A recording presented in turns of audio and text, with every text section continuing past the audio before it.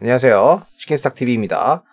제가 최근에 이 영상을 제때제때 못 올리면서 약간 늦어져서 타이밍이 지나친 감이 있는데 여전히 아이디어가 유효하다, 볼만하다 생각하는 내용을 이야기하겠습니다. 한양 ENG라는 회사에 대해서 이야기를 해보겠습니다. 여기는 이제 반도체 설비, 유틸리티 설비 및 관련 장비 하는 회사죠. 업력은 되게 오래됐습니다. 1988년도에 설립이 됐고요.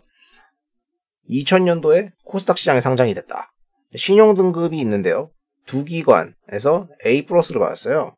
채권 신용등급 보실 일 있는 분들은 아시겠지만은 이런 중소기업이 스몰캡이 A+면은 엄청 좋다는 소리죠. 최대 주주는 이름이 특이하신데 김형육 회장님, 삼성 반도체 출신이고요. 지분율은 한 30% 되죠. 기타 가족관계, 특수관계인 합해서 45% 차지하고 있고요. 이분이 나이가 많으시기 때문에 현재 아드님이 공동대표이자 실질적으로 경영을 하고 있습니다. 동사의 사업부문은 엔지니어링 사업부하고 장치 사업부문으로 나뉘어요. 반도체 디스플레이 쪽은 초고순도 특수설비, 이른바 클린룸 시공이 필요하죠. 요거를 하는 부분이 있고, 화학물질을 제공해주는 장비, CCS라고 하는데요. Central Chemical Supply System을 합니다. 공장이 여기 있으면은 여기 생산시설에서 팹이 있고, 클린룸 시공이 필요하거든요. 옆에 이제 배기 시설 같은 게 있고, 이게 장비 같은 게 들어가는 부분이 있습니다. 클린룸까지 연결되는 이제 배관 처리들과 이제 CCS 룸에 들어가는 장비, 이런 걸 하는 거죠. 이런 거 해가지고 얘네가 다 연결을 해주는 겁니다. 장비들 같은 경우는 이렇게 생겼고요. 옆에 이제 배관들도 있죠. 메인이 반도체 디스플레이 쪽이지만 배관은 다 들어가니까요. 가스 화공 플랜트 쪽에도 이런 구조들을 시공을 할 때가 있고요. 바이오 제약 이런 쪽도 서비스를 제공한다고 하는데 메인은 아닙니다. 또 항공우주 쪽도 가끔 연계가 돼가지고 뭐 나로 쏜다 이러면은 봐야 되는 거 아니냐 이런 얘기 하는데 그런 거는 의미 없습니다. 자, 이런 종류의 시공, 근데 특수 시공 같은 경우에는 어떤 통계 자료가 미비하니까 점유율을 추정하기가 좀 어렵죠. 근데 뭐 이걸 간접적으로 파악하기 위해서 이제 시공 능력 평가 순위 같은 걸 보는데요. 여기 2017년도 기준으로 쫙 업체들이 있어요. 얘네들 다 상장 업체들이거든요. 봤을 때 얘가 뭐 1위다. 그리고 기계설비 시공으로도 뭐 전국구에서 뭐 1위다. 가스설비도 상위권이다. 뭐 이런 얘기를 하고 있습니다. 우리 잘한다. 자, CCS 장비 쪽 같은 경우에는 대략 4개의 업체가 있는데요. 동사가 MS 40%라고 하고요. 얘의 이제 주 경쟁사라고 하는 STA가 이렇게 적어놨으니까 맞을 겁니다. 자, 매출의 전망사업 같은 경우에는 반도체가 40% 정도, 플랜트가 20%, CCS가 30% 이런 구조로 보시면 됩니다.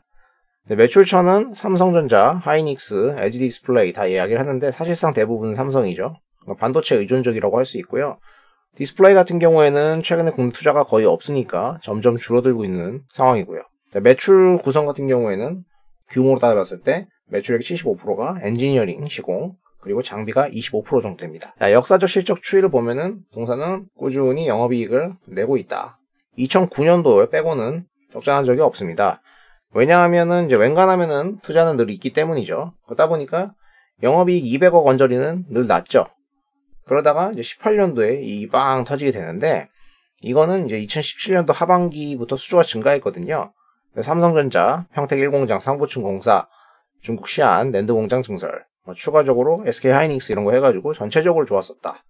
그랬다가 이제 19년도에 감익하게 되고 시가총액도 그에 따라서 빠지게 됩니다. 수주업이다 보니까 어느 특정 시점에 영향을 받는 부분이 있겠죠.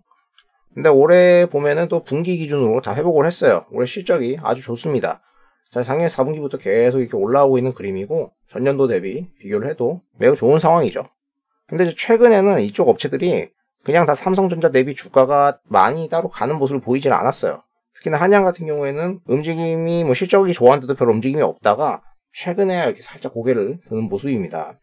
이거는 이 분야가 시장에 주목을 받지 못하고 있다 이렇게 생각을 하면 되겠죠.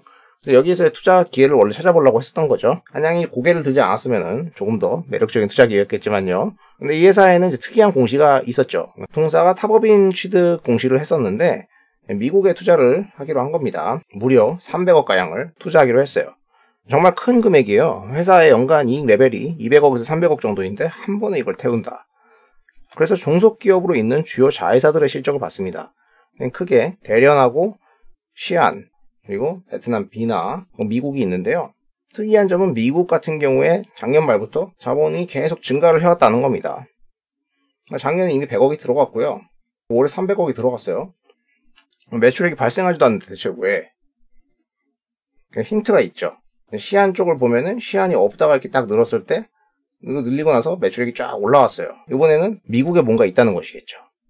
그런데 얘네만 그런 결정을 하는 게 아니에요. 비슷한 행동을 하는 회사가 하나 더 있습니다. 바로 ENF 테크놀로지라는 회사인데요. 반도체 디스플레이 소재 케미칼 회사죠. 여기도 미국 법인에다가 계속해서 돈을 투입하고 있어요. 20년 1월에 100억 정도, 그리고 20년 4월에 또 100억, 7월에 또 60억 가까이 계속해서 돈을 붓거든요. 근데 얘네도 미국 쪽 같은 경우에는 미국 법인이 매출액이 딱히 없습니다. 두 녀석 다 미국에 뭐가 있길래 이렇게 돈을 투입하고 있는 것일까? 얘네가 정신이 나가가지고 막 수백억씩 붓는 건 아닐 거 아니에요? 근데 여기 힌트가 있습니다. ENF가 18년도에 미국 법인을 만들었는데요. 이걸 만든 이유가 삼성전자 오스틴 생산법인의 시스템 파운더리 공정용 소재를 공급하기 위한 목적이었다는 거죠. 자, 한양ENG 유틸리티랑 케미컬 장비하는 애가 돈을 넣고 ENF 케미컬 공급하는 애가 돈을 넣고 이미 오스틴은 이때부터 예정이 돼 있었던 거예요. 자, 글로벌 파운더리 시장 같은 경우에는 대만의 TSMC가 압도적인 점유율 1등이고 삼성전자가 허울 좋은 2등인데 앞으로 누가 더 작은 나노의 공정을 투자하냐 이게 늘 관심사거든요. 초미세 공정을 가지기 위해서는 더 좋은 설비를 보유해야 되고 그러려면 이제 투자를 해야 되고 이것 따라서 이렇게 커지는 시장을 누가 차지할 거냐. 삼성전자가 이걸 차지하기 위한 수단 중에 하나로 일부 투자자들이 오스틴을 이야기했었죠. 자, 이재용 회장이 네덜란드 ASML까지 갔다 온 이유도 비메모리 투자하려고 갔다 온 거잖아요. 근데 당시에는 시장에서 ENF랑 코미코만 주가가 이렇게 오릅니다. 코미코는 저는 생각도 못했었는데 여기도 미국의 자회사가 있어요. 그래서 이 미국 자회사가 있다는 이유로 올랐고요. 두 회사 다 실적은 나쁘지 않았습니다. 그리고 어느샌가 오스틴은 잊혀졌었죠. 그러다가 11월에 얼마 전에 마치 대단한 뉴스를 내놓는 것처럼 삼성전자가 미국 오스틴에 EUV 전용 설비를 확정했다. 이런 기사가 나옵니다. 이걸 하는 이유는 바이든이 미국산을 강조하는데 삼성전자 오스틴 공장을 짓지 않으면은 파운드리에서 뭘 할 수가 없다. 이런 얘기를 하는 거죠. 이게 나온 뉴스를 이미 재탕을 하는 건데 왼쪽에 보시면은 한양ENG, ENF, 코미코, 그리고 삼성전자 이렇게 해서 그래프를 그려봤는데 다 오스틴하고 관련된 업체들이죠. ENF와 코미코는 이게 같이 움직였는데 한양ENG는 최근에 좀 오르긴 했지만은 거의 그대로예요. 괴리도가 너무 커져 있기 때문에 좁혀져야 된다는 생각이 들 겁니다. 자, 오른쪽에 같은 경우에는 이제 시공 같은 거 관련된 국내 베이스 업체들과 비교를 한 건데요. 삼성전자 같은 경우는 최근에 계속 오르고 있고 요 나머지 둘은 그냥 비리비리한 상태거든요. 근데 한양ENG는 살짝 고개를 들었죠. 이제 슬슬 입질이 오는 것 같습니다. 오스틴 관련 업체들의 밸류에이션을 보면은 컨센서스 기준으로 대략 PER이 10배 정도 혹은 15배 정도 됩니다. 한양ENG 올해 600억 정도 나올 거거든요. 그러면은 PER 5배 정도 앞으로 투자가 더 이루어진다고 보면은 추가적인 먹거리가 있을 거라고 하니까 밸류 메리트가 상대적으로 생기게 되죠. 연간 삼성전자의 KPX 투자 전망을 보면은 21년도에 훨씬 증가하게 된다. 어디가? 건설 쪽 증가하고 로직 증가하고 그리고 낸드도 증가하고 좀 기대를 해볼만 하지 않을까 싶은 거죠. 클린룸 업체들 같은 경우에도 수혜를 같이 볼 수도 있겠지만 세보나 STI는 실적도 그냥 그렇고요. 한양이라는 얘기가 좀 다르죠. 세보 MC 같은 경우에는 이런 상태로만 보면은 상대적으로 메리트가 떨어진다고 할 수 있고요. 올해도 그냥 실적 그렇고 STI 같은 경우에는 실적은 꾸준히 잘 나오지만은 밸류에이션이 항상 부담이 커요. 얘네는 이제 디스플레이 잉크젯 투자에 대한 기대가 항상 있거든요.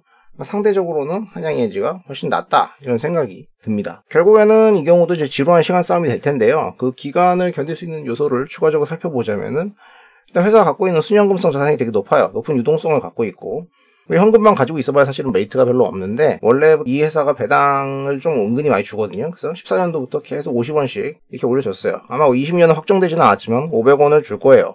물론 지금 말씀드리는 시점에서는 주가가 올라가지고 실제 배당 수익률은 3% 정도가 되겠지만 추후 계속 올라가면은 또 메리트가 생길 수도 있겠죠. 영상 올라간 시점이 조금 아쉽습니다. 나중에 주가가 혹여나 빠지게 되면은 다시 부각될 수도 있는 요소입니다. 최근에 다시 오스틴 공장 이야기가 나오는데 부지를 더 추가로 매입했다. 예정보다 투자를 더 한다. 이런 얘기도 나오고요. 미국에서 TSMC는 알아서 잘하는데 삼성전자 너네는 뭐하니? 이래서 압박을 주고 있다고 하니까 투자를 계속 해야 된다는 식으로 이야기가 나오거든요. 뉴스 플로우 상으로는 미리 준비를 해둔 이런 업체들이 나쁘지 않을 가능성이 높습니다.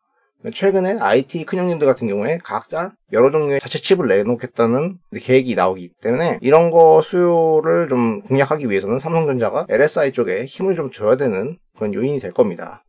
그 과정에서 이제 수혜주로서 한양ENG라는 회사가 뭘 하는 회사고 좀 기대거리가 어떤 게 있는지 살펴보고 얘기를 드렸습니다. 영상이 도움이 되셨다면 구독과 좋아요를 부탁드리겠습니다. 시청해주셔서 감사합니다.